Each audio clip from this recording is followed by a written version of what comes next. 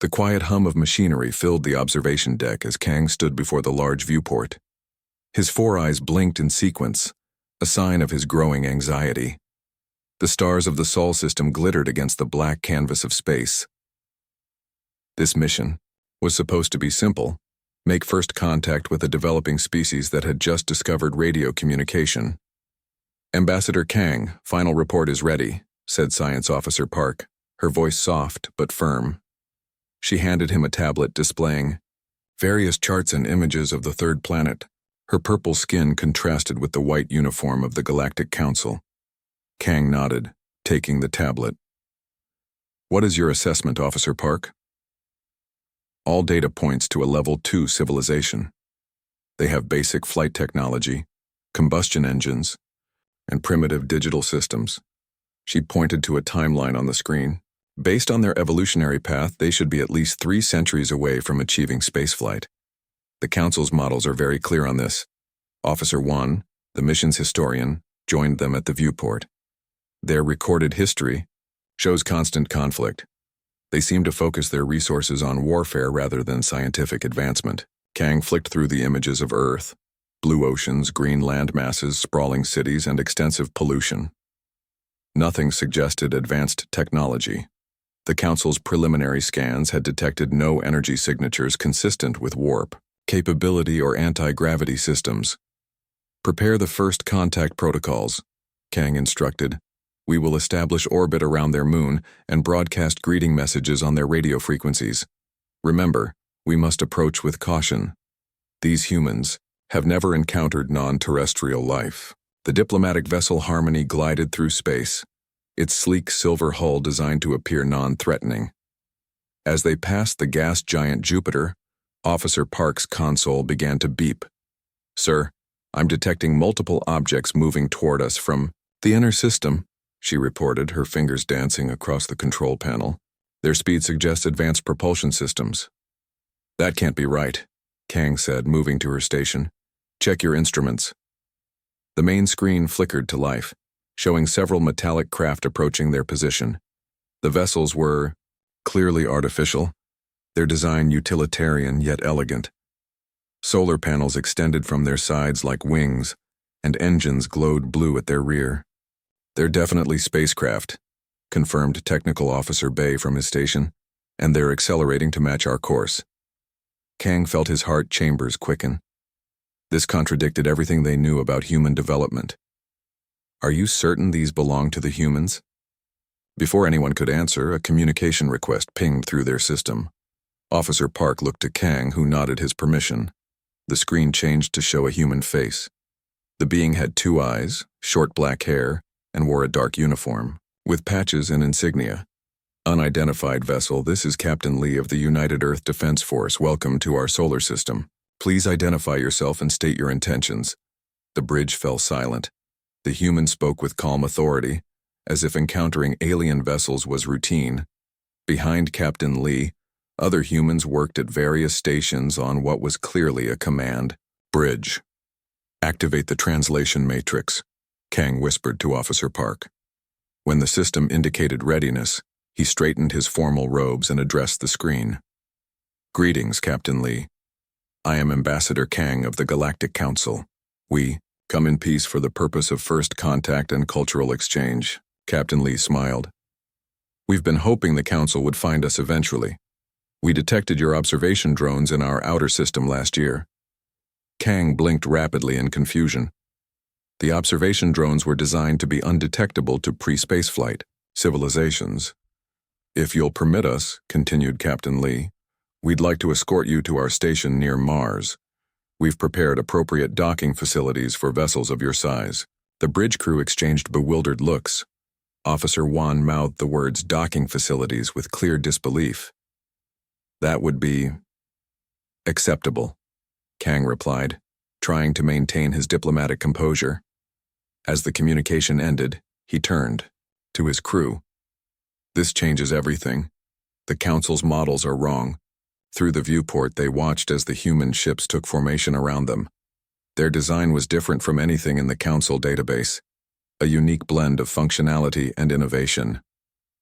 "Sir," whispered Officer Park, They shouldn't have this technology for at least another 3 centuries. Kang's 4 eyes widened as the reality of the situation became clear. The Council has severely underestimated these humans, he said, and I fear we may not be prepared for what that means. Kang stood at the airlock with his team, their breathing apparatus adjusted to match the human vessel's atmosphere. The metallic door slid open with a soft hiss, revealing Captain Lee and 2 other humans in crisp uniforms. "Welcome aboard the UESS Horizon, Ambassador," Captain Lee said with a slight bow. "We're honored to host the first official Galactic Council delegation to visit a human vessel." Kang stepped forward, his 4 eyes taking in every detail. The corridor was well lit, clean and surprisingly spacious for a species that averaged only 1.7 meters in height. "The honor is ours, Captain," Kang replied. "We did not expect to find humans with spacefaring capabilities." A slight smile crossed Captain Lee's face. "So we've gathered. Please follow me. We've arranged a tour of our key facilities." As they walked through the ship, Science Officer Park quietly recorded everything with her handheld scanner. The ship's design was practical yet elegant, with none of the excessive ornamentation common to newly spacefaring races trying to impress visitors. "This is our medical bay," Captain Lee explained, gesturing to a room where several humans in white coats worked with holographic displays of biological systems. "We've adapted it to handle various species' physiology, though you're actually our first non-human visitors." "You prepared for alien biology before making contact?" asked Officer Wan, his voice betraying his surprise. "Of course," answered a human doctor. "We've long believed we weren't alone. Better to be prepared than caught off guard." The tour continued to engineering, where massive cylinders pulsed with blue energy. The room hummed with power that Officer Park's instruments struggled to properly analyze. "Your propulsion systems are quite advanced," she noted, observing the engine room. "How did you develop this technology so quickly?" Engineer Kim looked up from a control panel and shrugged. "We needed to reach Mars faster, so we figured it out." The casual response left Park blinking in confusion. In most species, such technological leaps took generations of focused research. "What Engineer Kim means," added another human named Officer Gill, "is that necessity drove innovation. When our resources became limited, we had to expand to other planets. The old chemical rockets were too slow, so we developed fusion propulsion." Kang noticed that the humans spoke about these achievements without any sense of their historical significance. To them, solving seemingly impossible problems was simply what they did. The tour continued to the observatory, a large dome offering a spectacular view of Mars and its orbiting stations. Captain Lee gestured for them to sit in comfortable chairs arranged in a circle. "I sense your confusion, Ambassador," Captain Lee said quietly. "You're wondering how we advanced so quickly. According to our developmental models, your species should still be confined to Earth," Kang admitted, "perhaps making your first tentative steps to your moon. Yet here you are, with a fleet of ships and colonies on multiple planets." Captain Lee nodded. "We've always looked to the stars. When we want something badly enough, we find a way." "But the technological hurdles," began Officer Park. "Are just problems waiting for solutions," interrupted Engineer Kim, who had joined them. 50 years ago, we faced a choice: solve these problems or watch our civilization decline on a single, increasingly crowded planet." Kang watched as his team interacted with the humans. Officer Wan discussed history with a human anthropologist, comparing notes on developmental timelines. Officer Park was deep in conversation with Engineer Kim about propulsion theories. The humans showed no arrogance, just a casual confidence that was both fascinating and unsettling. "Would you like to see something really interesting?" Captain Lee asked Kang. They moved to a smaller room off the observatory. Inside was what appeared to be a prototype engine, unlike anything on the main ship. "This is our next generation of IA propulsion," Captain Lee explained. "It will cut travel time between stars from decades to months." Kang felt all 4 of his heart skip. "You're developing interstellar technology already, without council assistance?" "We didn't know there was a council to assist us," Captain Lee said simply. So we did what humans always do. We figured it out ourselves. As they rejoined the others, Kang found himself reconsidering everything he thought he knew about species development. These humans didn't follow the expected path. They jumped ahead, skipped steps, found shortcuts that other species never imagined. Captain, Kang said quietly, I believe the Council has much to learn from humanity. Captain Lee smiled. And we have much to learn from you. That's why we're so excited you finally found us. The galaxy just got a lot more interesting, wouldn't you agree? Kang could only nod. Interesting indeed. And perhaps a little frightening. The great chamber of the Galactic Council shimmered with light from the massive crystal dome overhead. 200 representatives from across the galaxy sat in rising tiers around the central speaking platform. Today, the typically orderly proceedings had dissolved into loud arguments and exclamations of disbelief. Ambassador Kang stood calmly at the center, his 4 eyes blinking slowly as he waited for the noise to subside. Beside him, Science Officer Park operated the holographic display showing images of human spacecraft and technology. Order, we will have order. The council moderator's voice boomed through the chamber. Gradually, the voices quieted. Ambassador, Kang, please continue your report, the moderator said. As I was explaining, Kang resumed, the humans have not only achieved spaceflight but have established colonies on their moon, Mars, and several large asteroids. They have mining operations on the moons of Jupiter and are planning expeditions to neighboring star systems. Preposterous! Councillor June rose from his seat, his blue tentacles waving in agitation. The Aquarian representative's water tank bubbled with his emotion. No species advances from primitive flight to interplanetary travel in a mere century. It defies all developmental models. Murmurs of agreement rippled through the chamber. Nevertheless, Kang replied calmly, the evidence is irrefutable. He nodded to Officer Park, who displayed video footage of Earth's orbital stations, the Mars colonies, and the mining operations near Jupiter. These are not fabrications, Kang continued. My team personally visited these locations. We traveled on human ships and spoke with their leaders. They have achieved this development independently without outside assistance. Researcher Song stepped forward. A respected evolutionary biologist, her presence lent weight to Kang's claims. The chamber quieted as she took the platform. We have completed our analysis of human development, she said.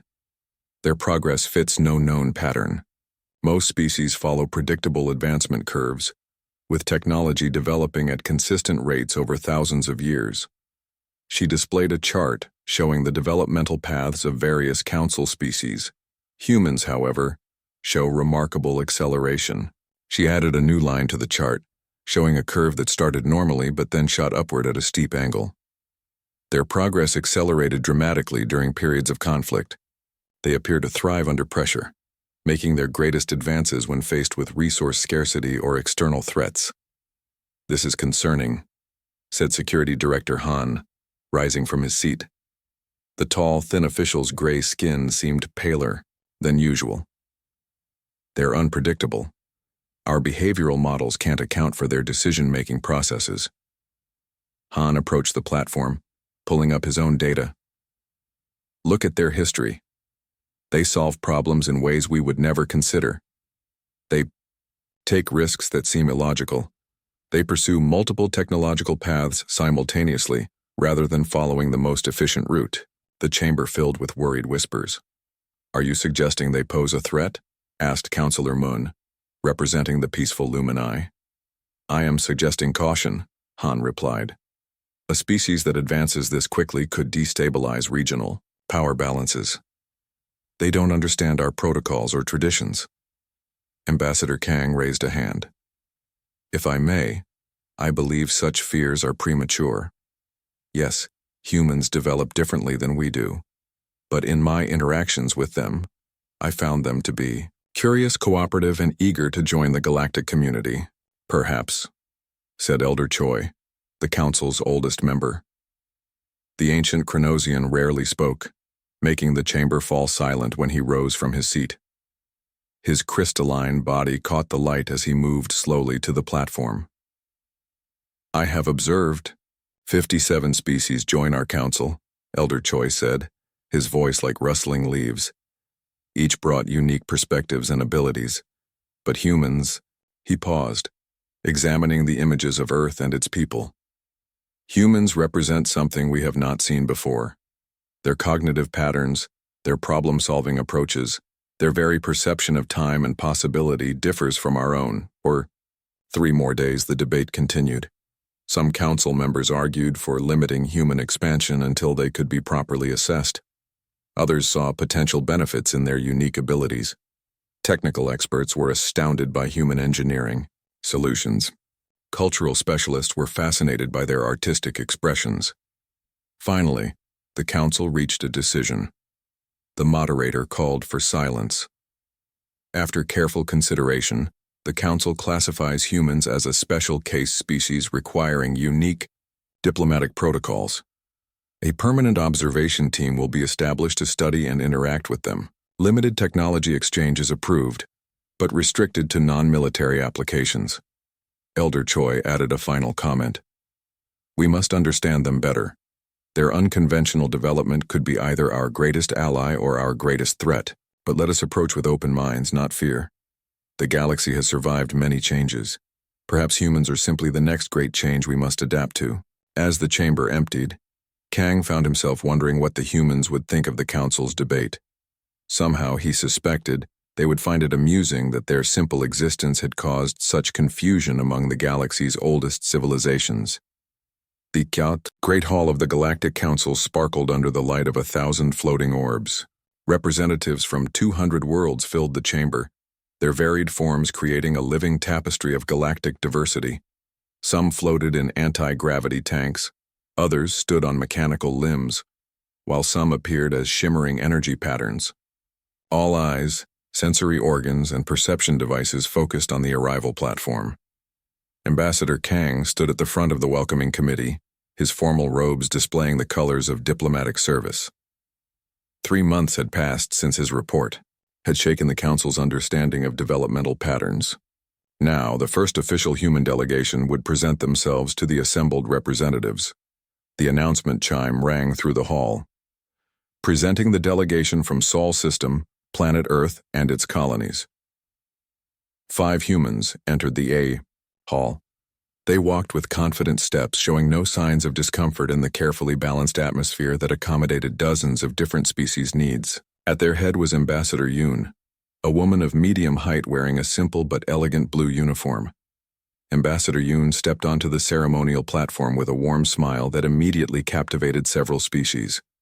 Some council members leaned forward in their seats, surprised by the ordinary appearance of these beings who had caused such controversy. "We bring greetings from Earth and all human colonies," she announced, her voice clear and strong. "We look forward to joining this grand community of worlds." Her words were simple, but the translation matrix detected layers of genuine emotion that resonated with many present. Several species whose communication relied heavily on emotional content found themselves unexpectedly moved. "The Council acknowledges Earth and welcomes its representatives," responded the Council moderator. "May this mark the beginning of mutual understanding and cooperation."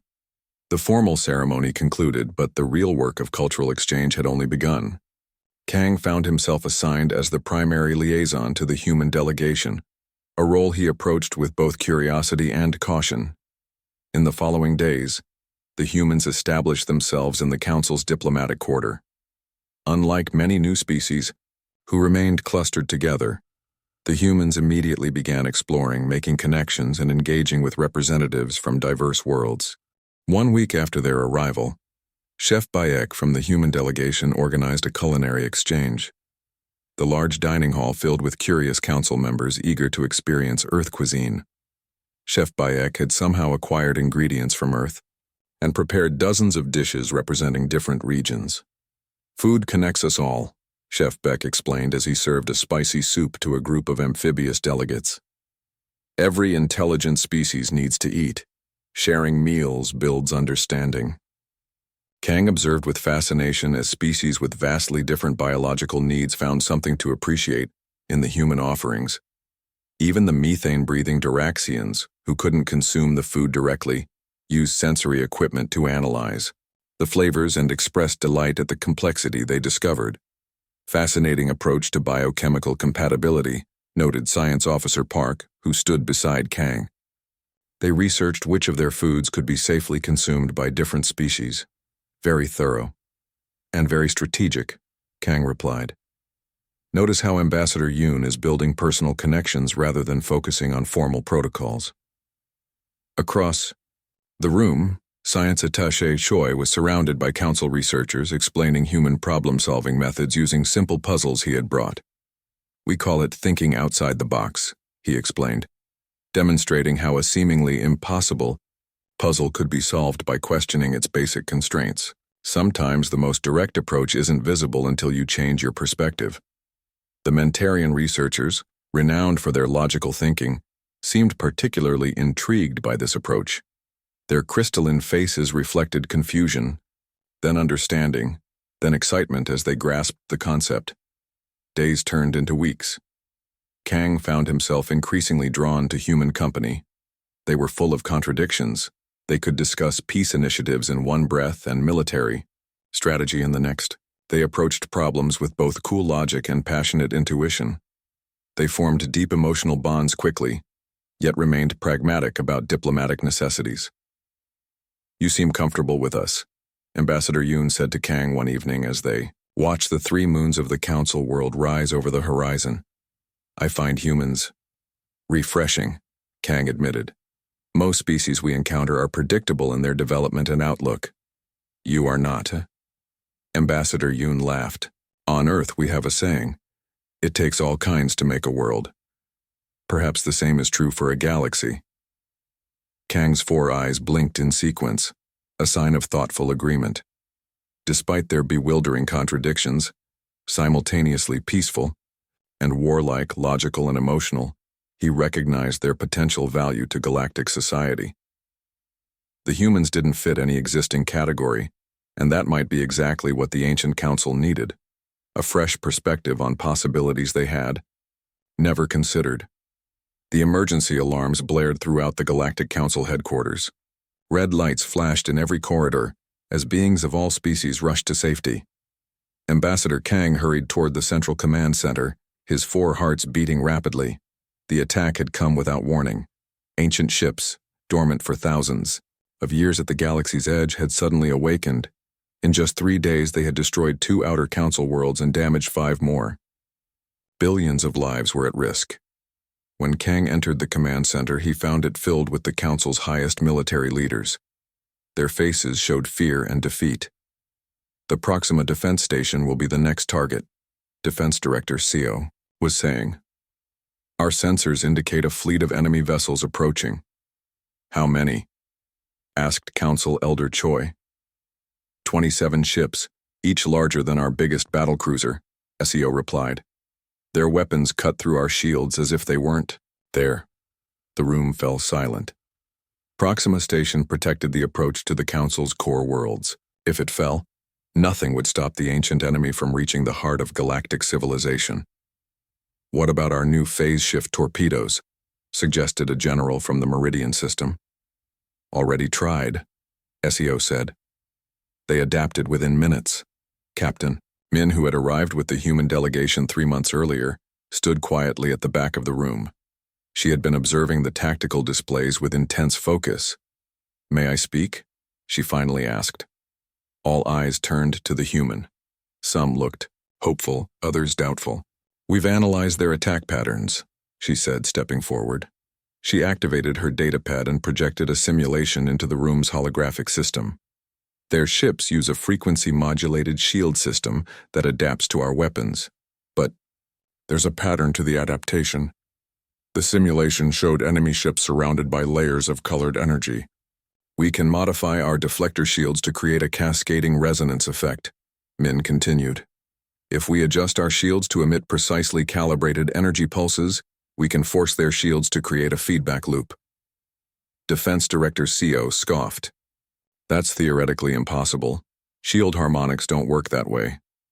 Maybe for your engineers, Min replied with a slight smile. But we've already run the simulations, it will work. And if it doesn't? Asked Elder Choi. Then we lose nothing, Min said. Your current strategies aren't working. This at least gives us a chance. Hours of debate followed. Kang watched as the human calmly answered every technical question, explaining concepts that many council engineers claimed were impossible. Finally, desperation forced the council to approve the plan. We need volunteers to implement the modifications, SEO announced. It's extremely dangerous work.